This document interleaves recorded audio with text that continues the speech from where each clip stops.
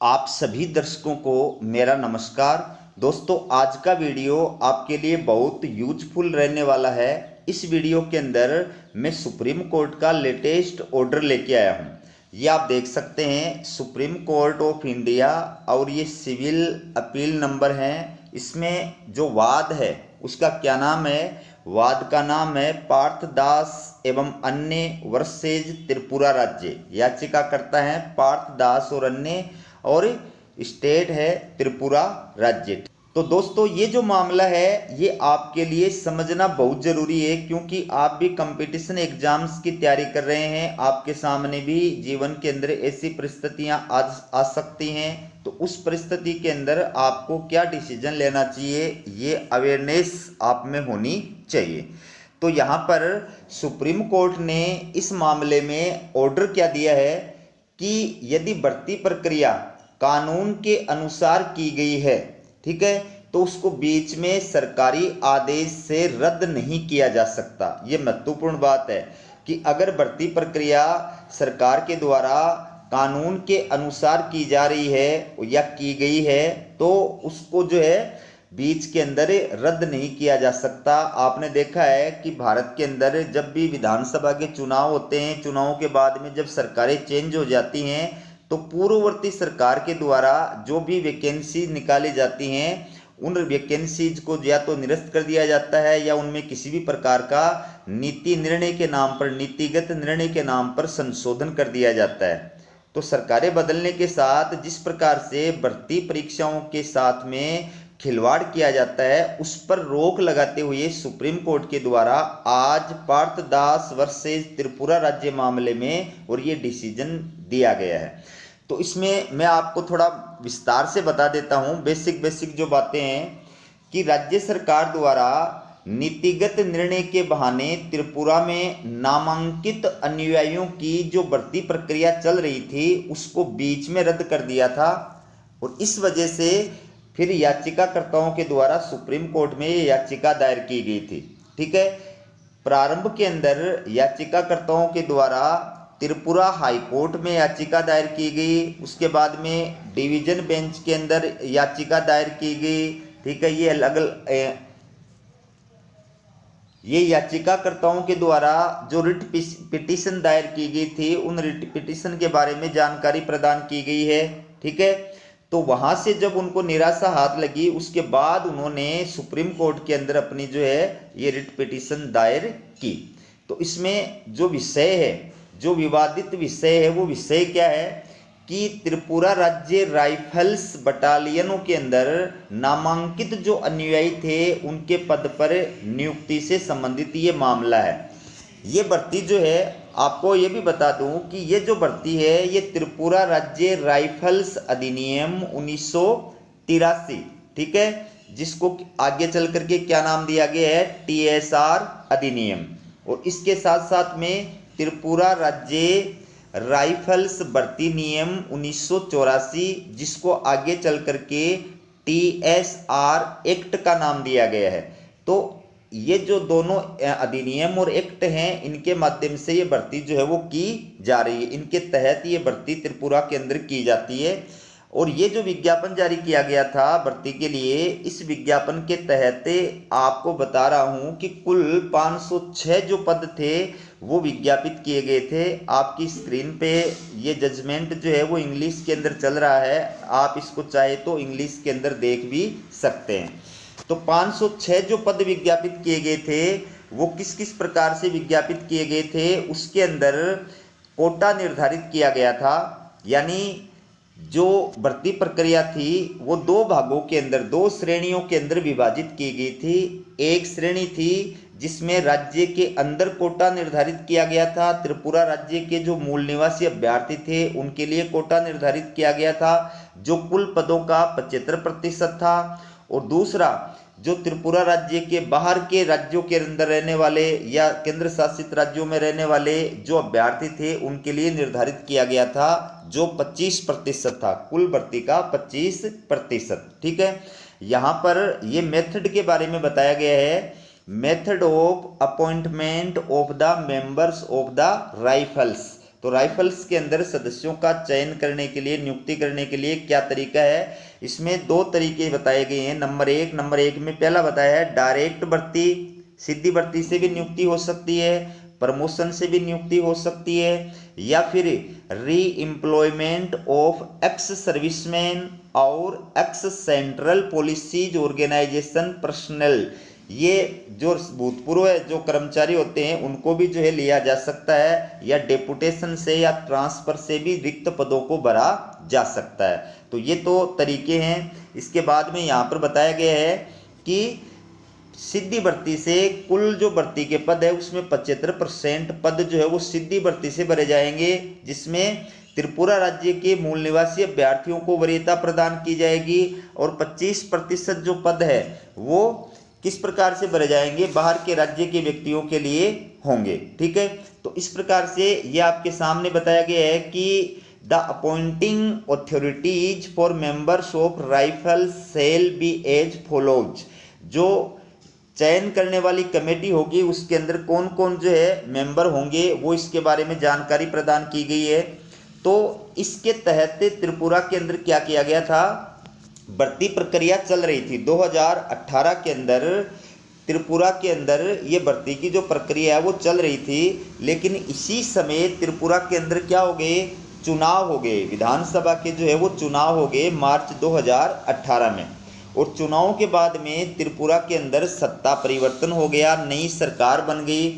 तो नई सरकार के द्वारा क्या किया गया, एक नोटिफिकेशन जारी करके और राज्य के जितने भी डिपार्टमेंट थे उनके अंदर जो भी भर्ती प्रक्रिया चल रही थी उसकी समीक्षा के नाम पर सभी विभागों की भर्ती प्रक्रियाओं को 14 मार्च 2018 को एक नोटिफिकेशन जारी करके अगले आदेश तक पोस्टपोन्ड कर दिया, रद्द कर दिया। ठीक है, इसके बाद राज्य सरकार के द्वारा 20 अगस्त 2018 को एक संशोधित अधिसूचना जारी की गई।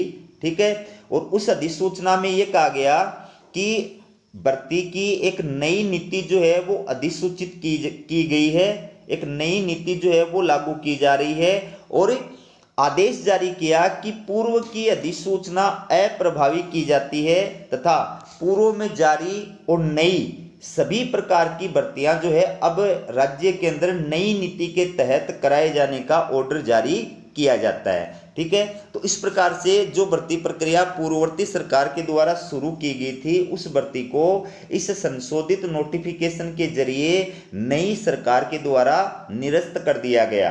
ठीक है, ये आपके सामने वो क्वालिफिकेशन दी गई है जो इस एडवर्टाइजमेंट के अंदर मांगी गई थी। अब इसके अंदर सुप्रीम कोर्ट के द्वारा क्या कहा गया है, 110 पृष्ठ का जो ये फैसला है वो आप इसमें देख सकते हैं। मैं यहाँ पर जो मेन फैक्ट है वो आपको यहाँ पर बताता जा रहा हूँ, साथ में आपको ये जो आदेश की कॉपी है वो भी मैं दिखा रहा हूँ। तो यहाँ पर न्यायालय ने क्या कहा है, सुप्रीम कोर्ट ने क्या कहा है कि भारत के संविधान के अनुच्छेद 166 खंड 1 के तहत जारी किए गए कार्यकारी आदेश या कार्यकारी निर्देश कानून और उसके तहत बनाए गए नियमों के तहत किए गए अधिनियम को ओवरराइड नहीं कर सकते हैं। कार्यकारी निर्देश केवल उसी अधिनियम और नियमों को पूरक कर सकते हैं जिसके माध्यम से भर्ती प्रक्रिया की गई थी, लेकिन यह उन विशिष्ट प्रावधानों को प्रतिस्थापित नहीं कर सकता है जो पहले से ही क्षेत्र पर कब्जा कर रहे हैं। यानी आप कार्यकारी आदेश के माध्यम से पूर्व के अंदर जारी जो आदेश हैं उसको नहीं चेंज कर सकते। ठीक है, अगर पहले वाला आदेश कानून के अनुसार जारी किया गया है, ठीक है, तो उसको वैलिड कारण के बिना, सही कारण के बिना, सही फैक्ट के बिना आप उसको निरस्त नहीं कर सकते। आगे सुप्रीम कोर्ट ने इस डिसीजन के अंदर क्या कहा, यह सरकार का मामला नहीं है कि अंतराल को भरने और टीएसआर अधिनियम और टीएसआर नियमों के पूरक के लिए एनआरपी प्रासंगिक है, इसलिए स्थगन या रद्द करने का ज्ञापन जो है उसको बरकरार रखा जा सकता है। इसके अभाव में हमारे विचार में नामांकित अनुयायियों के पद के लिए भर्ती की प्रक्रिया को रद्द करने में सरकार की कार्यवाही उचित नहीं है और ये शक्ति का मनमाना प्रयोग है। तो सुप्रीम कोर्ट ने साफ साफ कहा कि नया नोटिफिकेशन जारी करके आप पूर्व वाले नोटिफिकेशन के तहत जो भर्ती की प्रोसेस की जा रही है उसको निरस्त नहीं कर सकते। ये आपकी ये कार्रवाई मनमानेपन पर आधारित है, उचित नहीं है।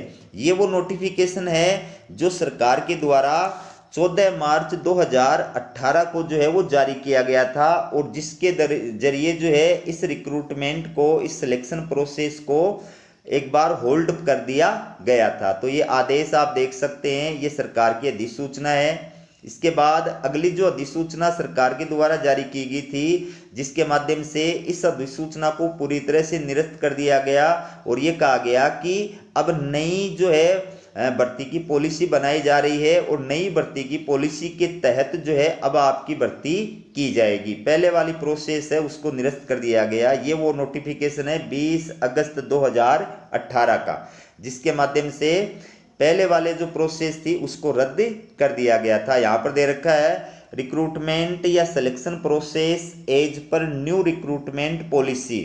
तो नई जो है नीति घोषित की गई रिक्रूटमेंट के लिए, सिलेक्शन के लिए, और इसको फिर हाई कोर्ट के अंदर, खंडपीठ के अंदर, सिंगल बेंच के अंदर चुनौती दी गई। वहां से निराश होने के बाद में सुप्रीम कोर्ट के अंदर जो ये मामला आया, तो सुप्रीम कोर्ट ने ये जो नया अधिनियम जो है, नया जो नोटिफिकेशन है, इसको गलत बताया। क्यों गलत बताया? क्योंकि सरकार ये क्लियर नहीं कर सकी कि पहले वाला नोटिफिकेशन किस कारण से जनहित में नहीं है और नया वाला नोटिफिकेशन किस वजह से जनहित के अंदर है। तो मामले की जो सुनवाई थी वो जस्टिस जेके माहेश्वरी और जस्टिस राजेश बिंदल की खंडपीठ के द्वारा की गई थी और इसके अंदर ये आदेश दिया गया था कि पहले जो भर्ती प्रक्रिया चल रही थी उसको रद्द करने और नई नीति के तहत नए सिरे से भर्ती प्रक्रिया को जो करने का आदेश राज्य सरकार ने दिया है ये सही नहीं है। ठीक है। अपीलकर्ताओं ने क्या तर्क दिया कोर्ट के अंदर? अपीलकर्ताओं ने तर्क दिया कि मौजूदा भर्ती अभियान को रद्द करने और इसे एनपीआर के तहत नई भर्ती प्रक्रिया के साथ बदलने के लिए राज्य के द्वारा कोई विश्वसनीय औचित्य जारी नहीं किया गया है। उन्होंने आगे तर्क दिया कि राज्य का औचित्य है कि नई भर्ती प्रक्रिया बड़े जनहित में की गई थी, अस्पष्ट थी और चल रही भर्ती प्रक्रिया में हस्तक्षेप करने के लिए पर्याप्त आधार नहीं था। यानी आप पहले वाले नोटिफिकेशन को रद्द कर रहे हैं, नया नोटिफिकेशन के जरिए नई भर्ती प्रक्रिया, नई पॉलिसी लागू कर रहे हैं, लेकिन आप तर्कसंगत और उचित कारण जो है वो नहीं बता पा रहे हैं। इस वजह से सुप्रीम कोर्ट के द्वारा इसको रद्द किया गया है। तो यहाँ पर सुप्रीम कोर्ट ने क्या कहा कि भारत के संविधान के अनुच्छेद 14 और 16 के तहत ये जो निर्णय है वो बिल्कुल सही है। भर्ती को जो है निरस्त किया जाना चाहिए। ठीक है। उम्मीदवार को भर्ती प्रक्रिया में चयन का अधिकार दिया जाना चाहिए। हालांकि जिन उम्मीदवारों ने सार्वजनिक प्राधिकरण द्वारा आयोजित भर्ती प्रक्रिया में भाग लिया है उन्हीं को जो है ये आदेश वैध है, उन्हीं पे लागू होगा, नए अभ्यर्थियों के ऊपर लागू नहीं होगा। तो सरकार का ये जो आदेश है वो निष्पक्षता और समानता के सिद्धांत पर आधारित नहीं है, मनमानेपन पर आधारित है और कानून के राज में किसी भी सरकार को मनमाना करने का अधिकार प्रदान नहीं किया जा सकता।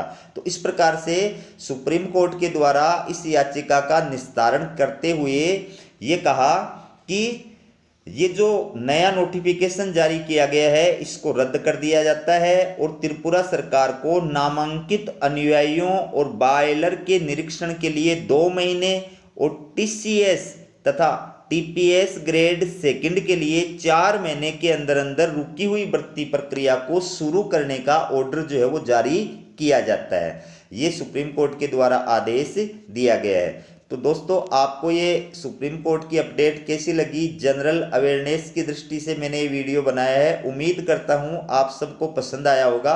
अगर वीडियो पसंद आए तो चैनल को सब्सक्राइब जरूर करें और हमारे वीडियो का लिंक जो है उसको शेयर करें और हाइप बटन को क्लिक करना नहीं भूलिएगा। ये पूरा जो नोटिफिकेशन है, ये पूरा जो ऑर्डर है इसको आप देख सकते हैं।